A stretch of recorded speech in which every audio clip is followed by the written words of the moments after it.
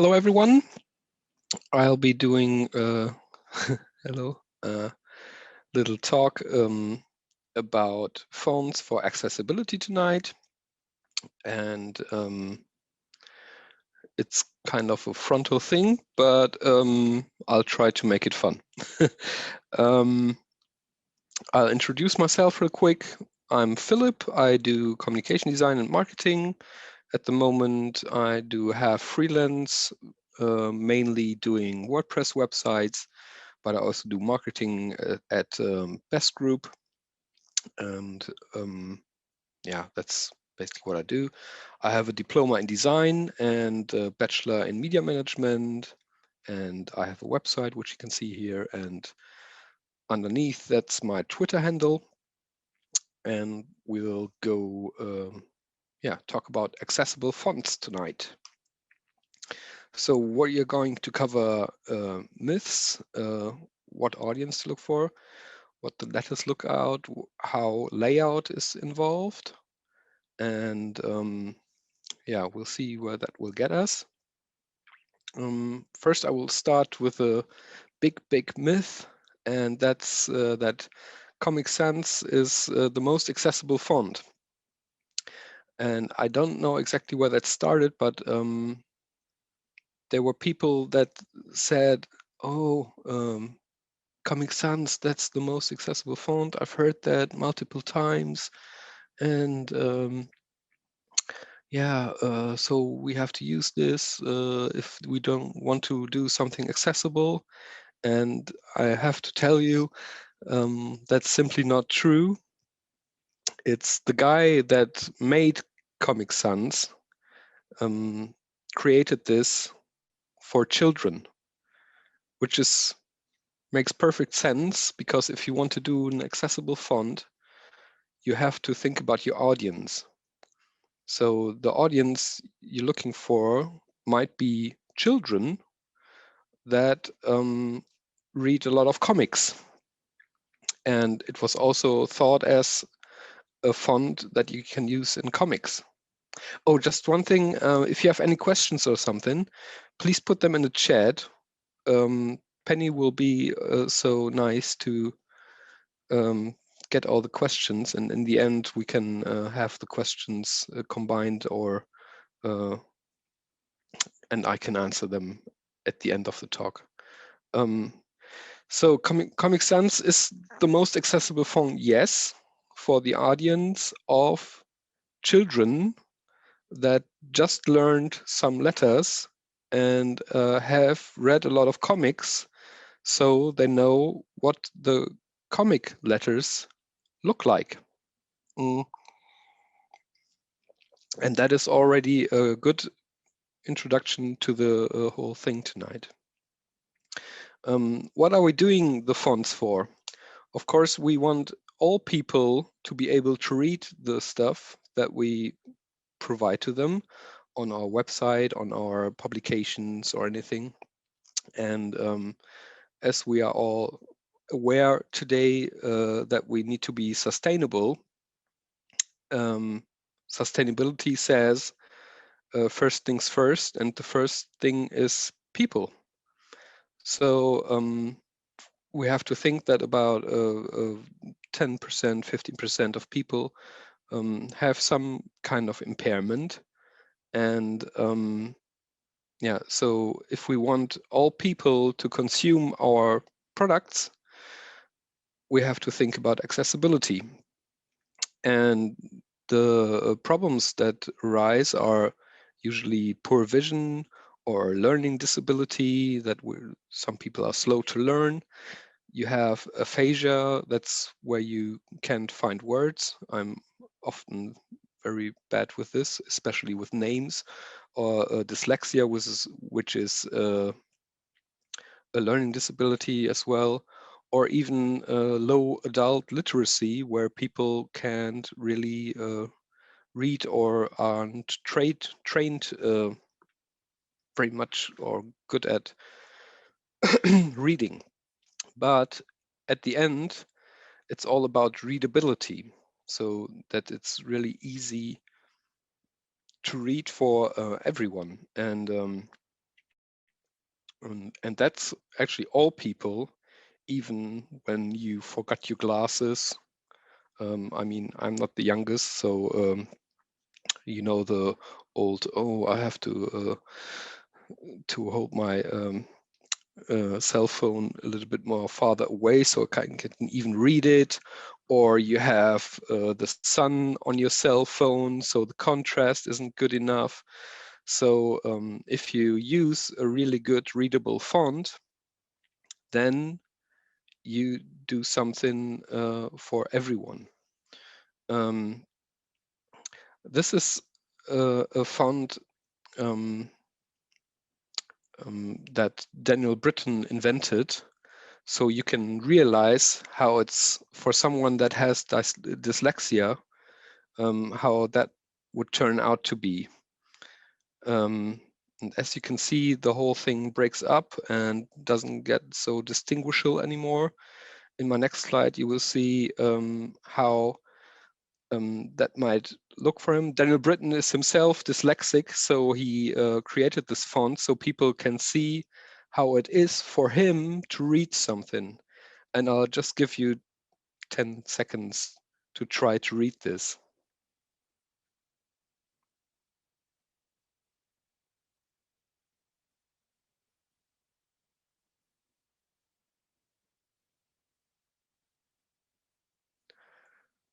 Yeah, so it's really hard to read. Even for me now, it's like this typography is described, is recreate how it would be to read, is read if you were dyslexic, something. So yeah, it's a little hard. Yeah, you have to fill in the gaps. That's probably what it breaks down to for dyslexic people to see when they see a big a lot of sentences and stuff. So yeah, also all the links and everything, and even the slides are on the Miro board. So you don't have to write anything down. It's all there. You can fully concentrate on me doing just kidding. BBC Write is was created by BBC, of course, for maximum readability. And they did a lot of user testing and everything, also for dyslexic people. And they created this so they have maximum readability, and they use this throughout their whole internet stuff. And this is their font now. And that's just one example of where it's going to be. And as you can see, it looks like a regular font, but we'll get more into it, how that is different to other fonts. As you can see on the right, you have some serifs. On the left, you have the sans serifs, and we'll get more into it in the presentation. Readability, yeah, it totally breaks down to readability, and that you can distinguish one letter from the other, because that's what it's about. When you read a word, you read you like scan the word more than actually read each letter, because otherwise you'll be very slow reading. So it's very important that every letter is distinguishable from the other letter. And as you can see here with one I, the big I, the small I, and the small L, those are sometimes letters that look very similar. In this case, they do not. Or with the B and the 8, they try to make them distinguishable from each other as well. You sometimes, yeah, that's the first thing. You have imposter letters. That's the Jill Son is, oh, things falling down here. Okay. is an old font, and they didn't really think about this. So the big I, the small L, and the 1 basically look exactly the same. And when you try to read this, you wouldn't know what letter this is. And when you have Verdana, you can already see that this way it's much better if you have the big I that looks different to the small L, to the 1. So yeah, maybe some of you know the license plates on the cars in Germany. They have really ugly letters, but they are very distinguishable from each other because machines have to read them. And you have to think a little bit about this like that. Then you have mirroring. That means the letters are mirrored. That's also hard for some people to distinguish if this is a D or a B now, or a Q or a P. So the idea is to make them a little bit different, so you can actually see if that's a D or a B or a Q or P without having the other letter confusing you. So you can, as you can see, they put yeah, like not serifs, but you can see with the D and the B that they're different in this case. Yeah, it's mirroring. That's also hard for people. Letter similarity. There's some letters that are naturally similar. That's like the C and the O. They're all round, roundish, and as you know, you can have like the especially the C is actually something when you go to the doctors to make a seeing test, where you have to say, okay, the opening is on the right or on the top or on the left, and that's hard for people to see because the opening is so small. And what you do to make it more readable is you open the letter more, and then you can really see that that is a C or an O because the opening is bigger. And the same goes for EOCA. With the A, it's even a little special because you have the one story A. Yeah, I can't really move you. So you're yeah, I can't really see what's on the right now, but you can have a one story A, or you can have the A with a little thing on top, and that already helps as well because that makes it more distinguishable from the other letters. And if you open it more, and you can see that with the modern fonts, they're all more open than the older fonts. Microsoft Sans is quite old already. It's, yeah, more than 10 years old. Humanist versus Grotesque. The old Grotesque fonts, they have funny spacing. So the font on the bottom is the old Helvetica, which a lot of designers love and like, which yeah, I don't have too much feelings about fonts, but as you can see, it's really smaller, the spacing between the letters. And with the top font, the Calibri, you have the Humanist font that has like spacing in between, so you can really distinguish each letter from each other, and it's properly what do you say?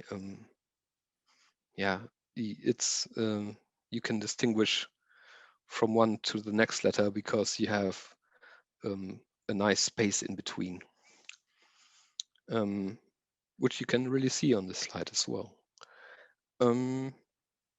Yeah, and then makes sense. You have letter spacing. This is the same font, that when you have a little more spacing, it is easier to see which letter is which, because the more you put them together, the less it's easy to. If you do it too much, of course, you have too much letter spacing, then you can't really have the words together. So that can also be a problem, that you don't really know anymore if that word belongs together or if the spacing is the same as a space.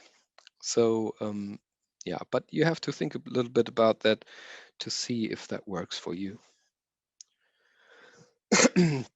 Capital height and ascenders. So to know if something in this case is a big I or a small l, you have to make it distinguishable. And also in this case, on the left and the right, the t's are a little smaller. So you can even say, okay, the t's are a little smaller, that's a t, and the l is a little taller, so it's an l, and the I is a little smaller, so that must be a big I. And yeah, you can see that, yeah, it's all about to know which letter is which. And as you see on the example on the right, you can see that the big I is a little smaller actually than the two L's. There's fonts where the two L's are smaller than the big I.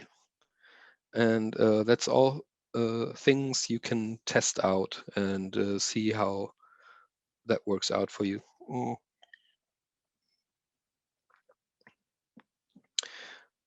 That gets me to my next thing. That first thing, this font was really made for very, very, very good legibility. So you can really read it really nice, readability.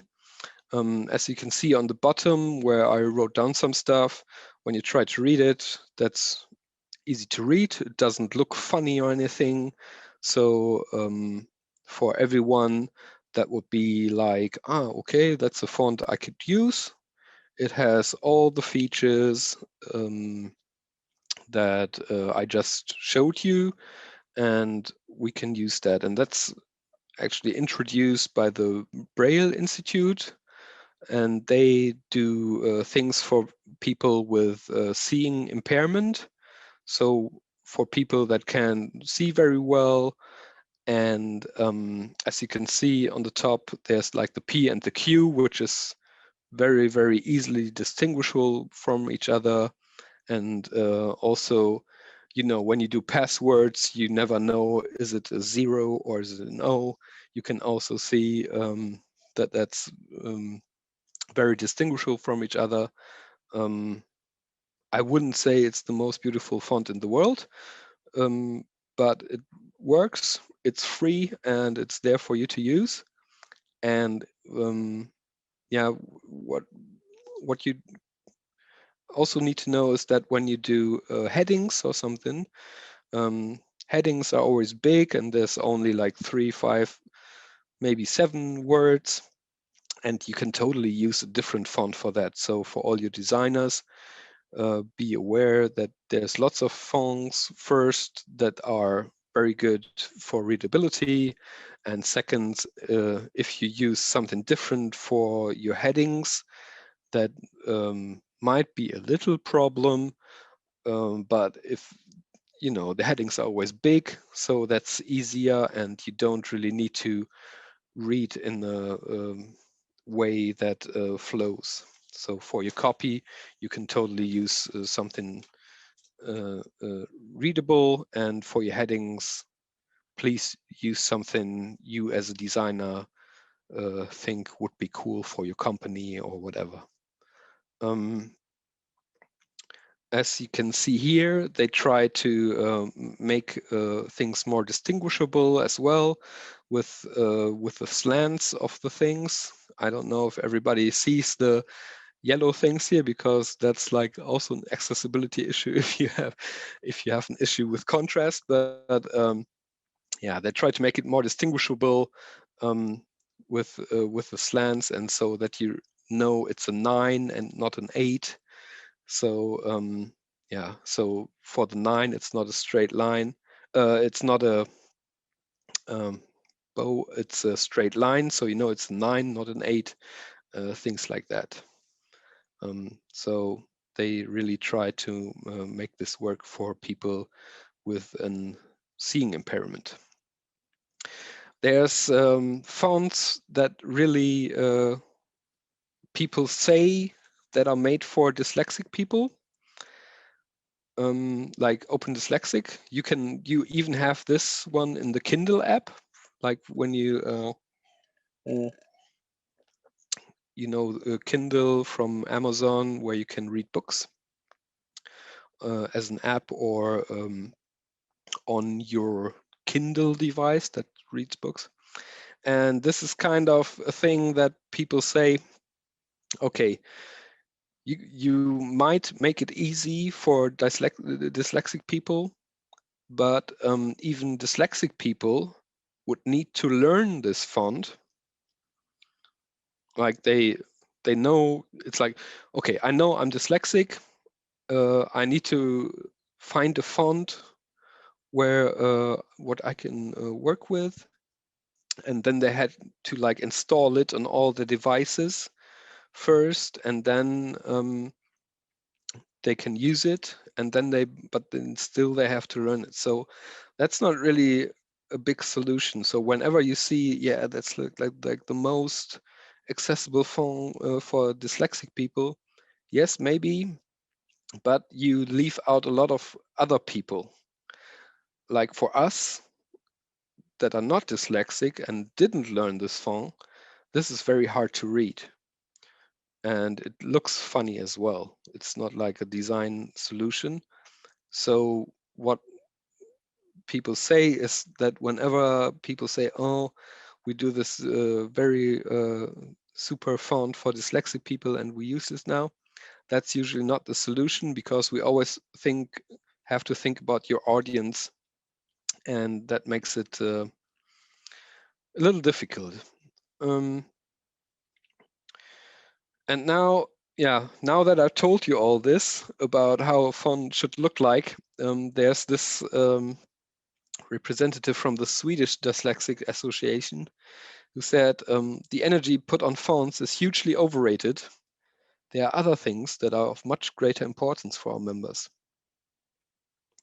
So, especially for the dyslexic people, it's not that important what font you use. If you use a fairly reasonable font, it's always a sans serif font. I can tell you that much, but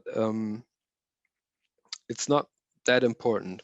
What is actually important is that you structure your content, because that makes it easier to consume, and not only for people that are dyslexic or have some other reading impairment.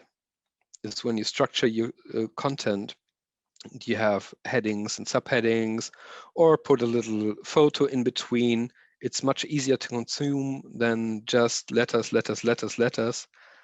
and also much more fun. So whenever you think about providing content for your users, try to make it fun and entertaining, and make pauses by putting in subheadings so people can have fun consuming your content, or put a list in or some info box or something. And that is what really helps people consume your content and make it easy to consume for your people. But of course, use a readable font, because the other conclusion would be to make it less readable, and that would be like, oh, let's use a font that's not readable for our consumers. So yeah, that doesn't make sense at all. So I'm going to go forward a little bit about layout. So you have justification in layouts. This is Keynote. So what happens when you do justification is that it makes the spaces between the letters bigger, and you have like big holes in between the letters. In other programs like Word or something, it does bigger spaces between the words. But what always happens is there's big gaps resulting in this, especially when you have small columns, and that's not really what makes it readable. And there's also a link, unfortunately in German, that on my website that will tell you about this as well. But you see it on the Miro board under the number 13. Make it more interesting. Yeah, I have some clients that think, oh, if I do things in bold and in color and in italic and like this will make my text much more interesting. And it makes it actually not readable. So that's a example I made. I overdid it, of course, but just be happy to underline your links, please, because that makes it also accessible. But the rest is, as you can see, with the red on the green, that also is bad contrast. If you do um, thinner fonts, that also makes it less readable. And if you combine all those, it just for people that are dyslexic, I mean, you've seen the thing on the yellow, that's already confusing. This makes it even more confusing. So please be aware that when you do text like this, that keep it low. And if you really have to emphasize on something, okay, do that. Some people do this for SEO as well, that they have like every third word in bold, which is proven that doesn't really work. So yeah, make sure your content is good and people read it, and Google will know how long people were on your page, and they will be gone if you do it like this. White and serif. Serif fonts, a lot of dyslexic people don't really get serif fonts, so maybe stay away from that. It makes it easier to find the next line, especially when the text is as wide as this one, because that's also something you shouldn't do, because finding the next line is also a challenge. So make sure to keep it a little more compromised. What's it called? I think you understood. And yeah, use a sans serif font, and just make sure it's not. I see a lot of websites where the text goes over the whole screen, and then it's really hard to find the next line. And when you have a readability problem, that makes it even worse. So stay away from that. Display fonts as copy text.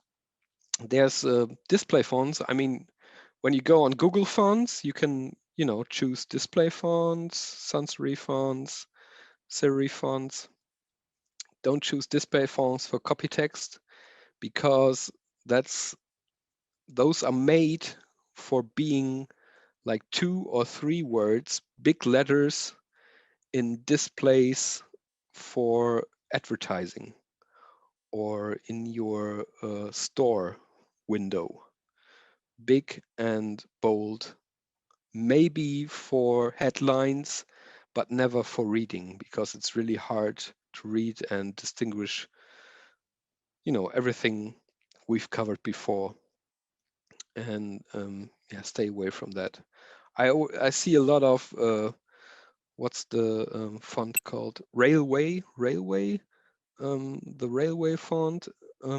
used as copy text, and I always think, oh no, why did they do this? This is just for big advertising fonts. Well, contrast. Yeah, I think that's one of the easiest ones to understand. You know, when you have sun on your cell phone, or didn't find your glasses, you need a lot of contrast so you can read it better. Especially, I mean, the first one is the normal one. The second one, you can see gray on green, doesn't work that well. Then thin font on doesn't work as well. And the last one, some people can read this perfectly, but for me, that's all jumping. That's like very bad contrast, and I am nearly not able to read this. And yeah, you might remember like 7-8 years ago, Apple had those thin fonts, and they were really cool, and they had it on their website and everything, because they invented the Retina display more or less, and then it was possible to use those very thin fonts, but they already went away from this because they noticed, okay, we need contrast, so we have to make the font a little thicker and have a more contrast fonts. And then there's also what you can already do on your web page today. You can let the user choose which font to use, which is of course a little bit of programming, I know. But this, of course, from the accessibility view, is the perfect thing you can do. You maybe have your brand font, and then you can tell, okay, if you don't want to read it in our brand font, we give you the opportunity to choose between the different fonts you want to use. This is from an old Kindle, actually. The newer Kindles have the open dyslexic font. So that's actually the bestest thing you can use. But I can totally understand if that's not doable for you. But if you choose a good font, that's already really good. This is from the Kindle, where you can choose the right font. Yeah, I added this. So I'm already at the end of this. So what I'm going to give you is know your audience, test if you can, and like with the BBC, they have the capacities, of course, to test with everyone. So that's what I did and made a nice font themselves. I'm going to show you real quick because not everybody knows that, in Google Fonts,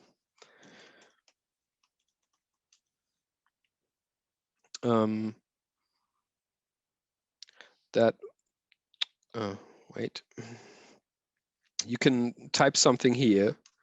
So you can do this and say big I, small l, 1, and then you can say categories. Okay, I don't want a display font, I don't want handwriting, I don't want monospace. And then you can already see which fonts are good for you, or yeah, might be good for accessibility. You can just browse those and see which ones are for you. So I didn't really want to show you which font exactly is the best font, and I don't know which is the most accessible, because that just doesn't exist, because it's always about your audience who will consume your content. But you can make sure to make it very, very readable, and then provide your customers or whoever with more value. See, like the PT Sons, they know how to do it. And yeah, you can just add whatever you want here and choose the best font. Or you can use your font program and then do whatever that would take to find a font that suits best for you and where you can see, okay, it works like I want it to work. And yeah, that's my Twitter, PR Webcare. That's also where the slides are now to be found as well as on the Miro board and my website, Philipp Roth. Thank you very much. So now I'm